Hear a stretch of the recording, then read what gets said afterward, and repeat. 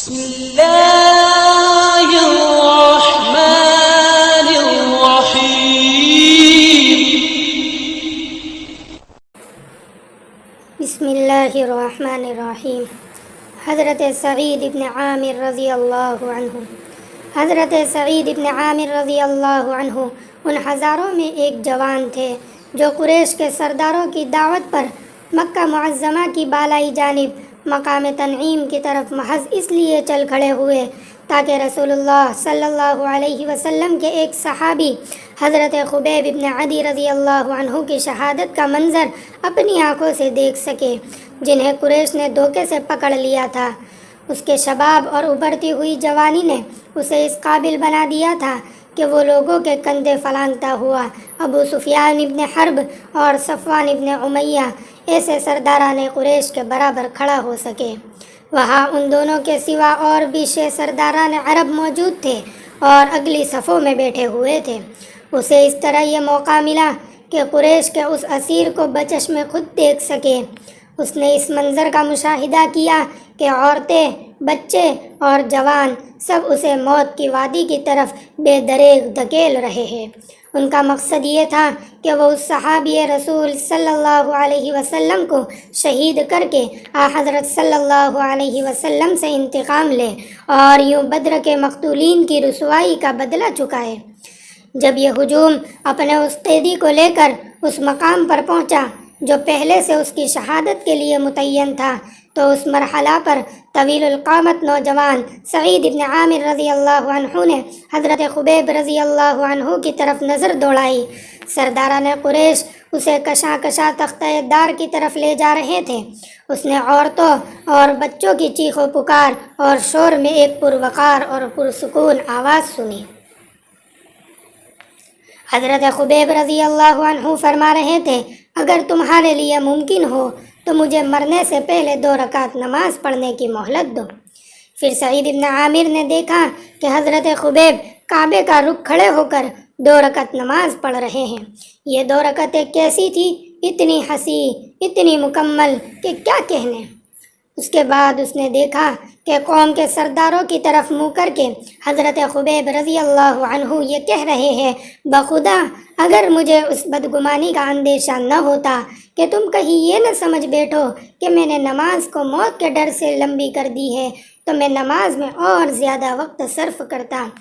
پھر اس نے قریش کے لوگوں کو اپنی آنکھوں سے دیکھا کہ وہ حضرت خبیب کے جسم کا ایک ایک عضو یکے بعد دیگرے کاٹ رہے ہیں اور کہہ رہے ہیں، کیا تمہیں پسند نہیں کہ تمہاری جگہ حضرت محمد صلی اللہ علیہ وسلم ہو اور تم اس تکلیف سے بچ جاؤ؟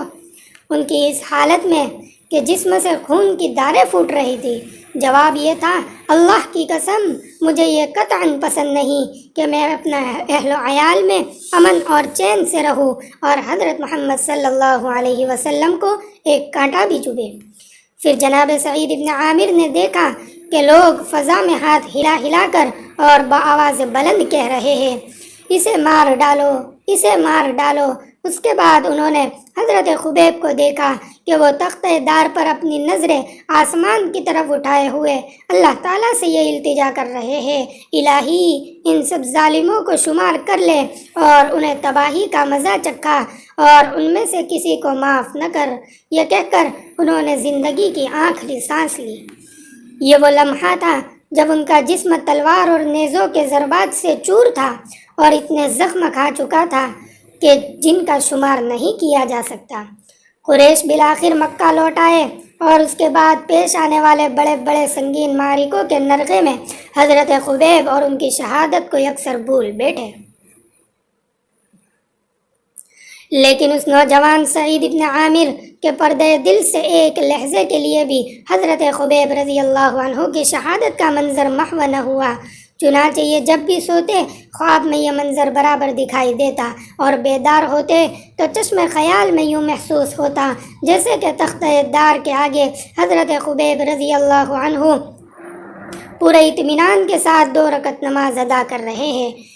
یہی نہیں بلکہ ان کی پردرد آواز جیسے ان کے کانوں میں گونج رہی ہے، اور وہ قریش کے خلاف بددعا میں مصروف ہے، اور اس خیال سے ان کا کلیجہ دہل جاتا کہ کہیں آسمان کا کڑکا ان کو آ نہ لے یا آسمان سے پتھر گر کر ان کو تباہ نہ کر دے۔ حضرت خبیب رضی اللہ عنہ نے جام شہادت نوش کر کے جناب سعید کو وہ کچھ سکھا دیا جس کا انہیں پہلے بالکل بھی علم نہ تھا۔ انہوں نے سکھایا کہ حقیقی زندگی عقیدہ اور عقیدے کی راہ میں تا دم آخر مسلسل جہاد کرنے کا نام ہے۔ دوسری بات جو اس واقعے سے انہوں نے سیکھی وہ یہ تھی کہ پختہ و محکم ایمان ایسے عجیب و غریب کردار کو جنم دے سکتا ہے جو عام حالات میں ظہور پذیر نہیں ہوتے۔ علاوہ ازیں انہیں اس حقیقت کا بھی احساس ہوا کہ وہ شخص جس سے اس کے رفقا اس درجہ محبت رکھتے ہیں کہ اس پر جان نچھاور کر دے، بلا شبہ اللہ سبحانہ و تعالیٰ نے سعید ابن عامر رضی اللہ عنہ کا سینہ اسلام کے لیے کھول دیا۔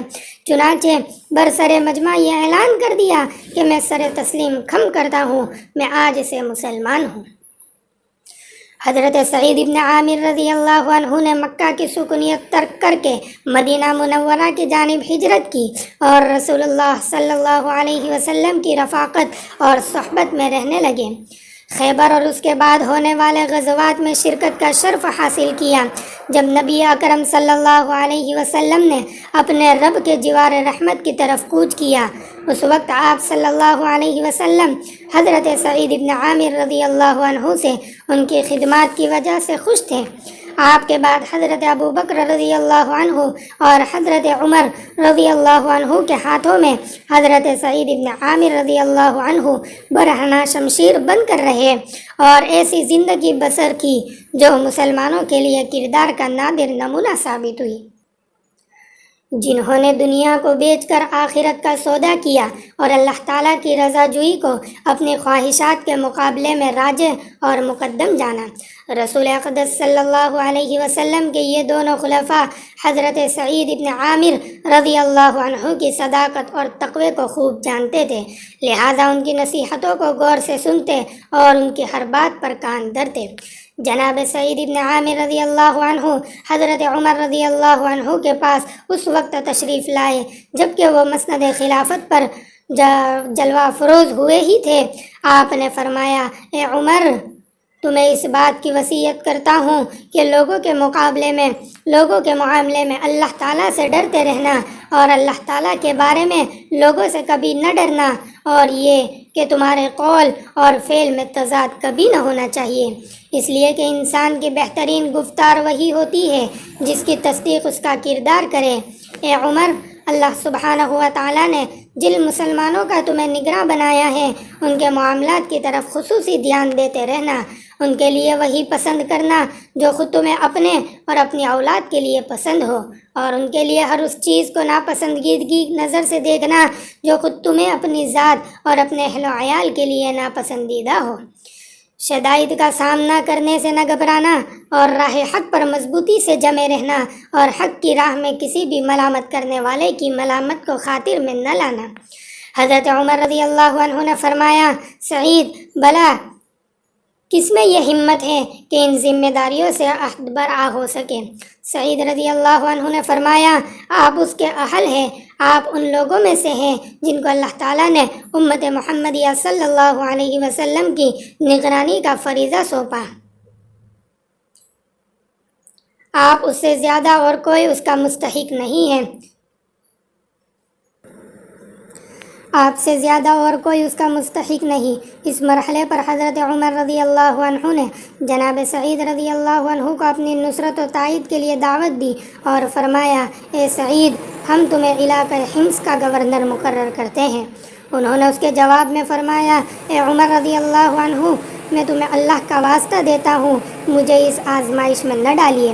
حضرت عمر نے اس پر خفا ہو کر فرمایا، بڑے افسوس کی بات ہے کہ تم نے خلافت کا بار تنہا میری گردن پر ڈال دیا اور خود اس سے الگ تھلگ ہونے کی کوشش کر رہے ہو۔ خدا کی قسم، میں چھوڑنے والا نہیں۔ اس کے بعد آپ نے ان کو صوبہ حمص کا گورنر مقرر کیا اور ارشاد فرمایا، کیا تمہارے لیے ہم کچھ معاوضہ مقرر نہ کر دیں؟ اس پر سعید رضی اللہ عنہ نے کہا امیر المؤمنین میں معاوضہ لے کر کیا کروں گا؟ بیت المال سے جو ملتا ہے وہ بھی میری ضرورت سے زیادہ ہے، یہ کہا اور حمص کی طرف چل دیے۔ کچھ عرصے بعد اہلیان حمص میں سے قابل اعتماد افراد پر مشتمل ایک وفد امیر المؤمنین حضرت عمر رضی اللہ عنہ کی خدمت میں حاضر ہوا۔ آپ نے وفد کو حکم دیا کہ تم لوگ مجھے ان افراد کے نام لکھ کر دو جو تم میں مفلس اور نادر ہے، تاکہ میں ان کی مالی مدد کر سکوں۔ وفد نے آپ کی خدمت میں ایک دستاویز پیش کی۔ آپ کیا دیکھتے ہیں کہ اس فہرست میں حضرت سعید ابن عامر رضی اللہ عنہ کا نام بھی درج ہے۔ آپ نے دریافت فرمایا کون سعید ابن عامر؟ انہوں نے بتایا کہ ہمارا گورنر۔ فرمایا آپ کا گورنر مفلس ہے؟ انہوں نے کہا جی ہاں، خدا کی قسم کئی دن ان کے چولہے میں آگ نہیں جلتی۔ یہ سننا تھا کہ عمر رضی اللہ عنہ بے اختیار رو پڑے اور اتنے روئے کہ آپ کی داڑھی مبارک آنسوؤں سے تر ہو گئی۔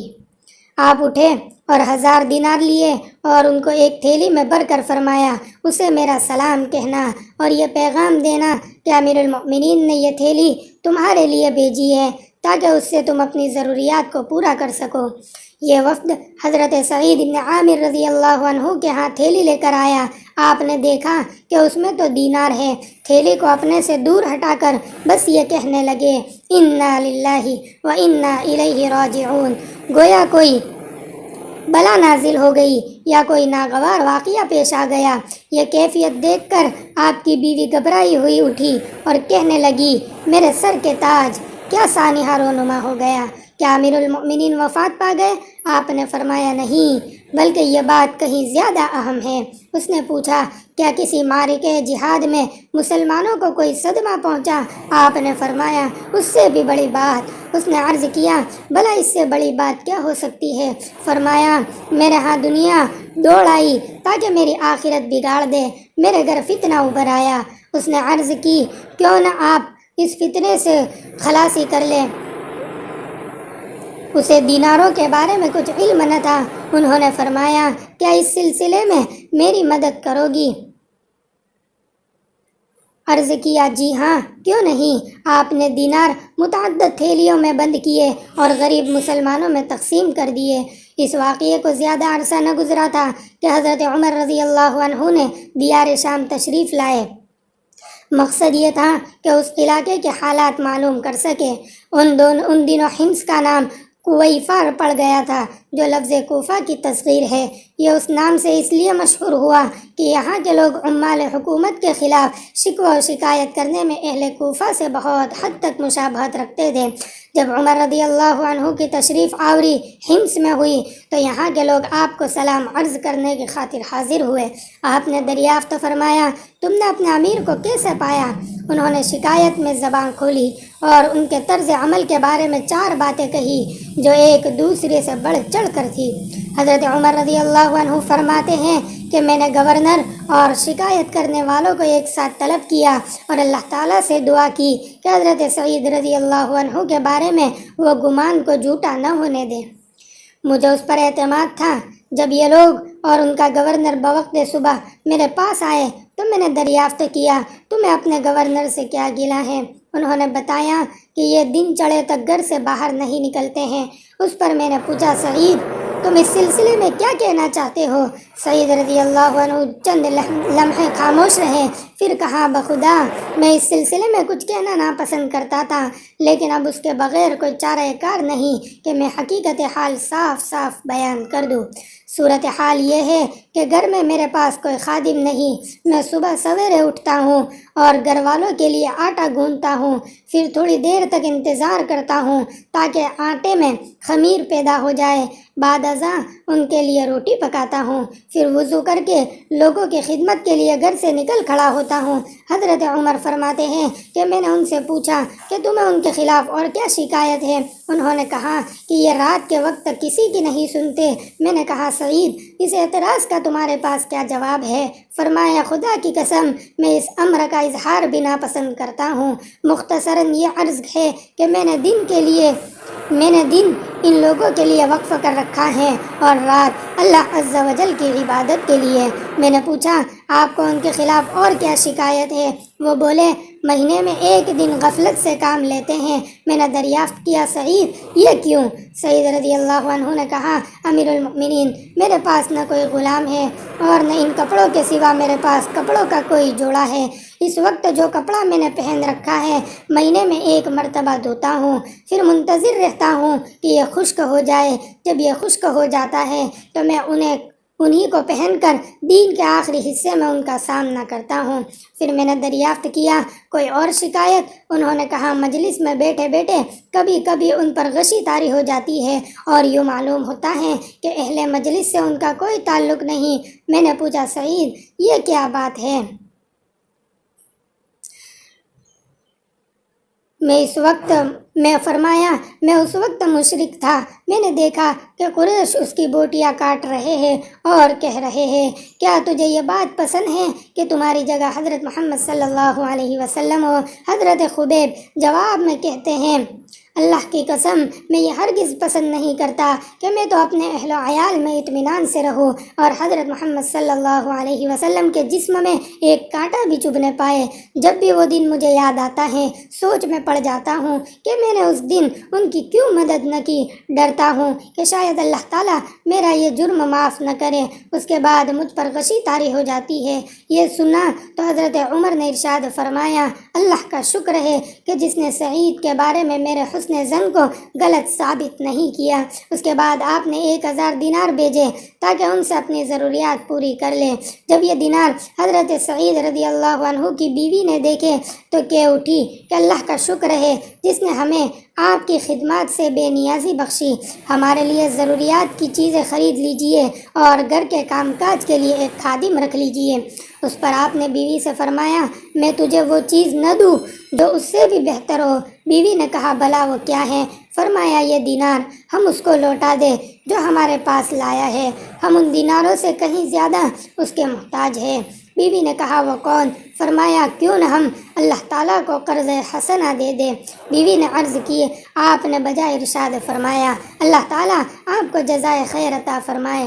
آپ نے اسی مجلس میں دیناروں کو مختلف تھیلیوں میں رکھا اور اپنے گھر والوں میں سے ایک شخص کو حکم دیا کہ جاؤ فلاں کی بیوی، فلاں کے یتیم بچوں اور فلاں خاندان کے مساکین اور فلاں قبیلے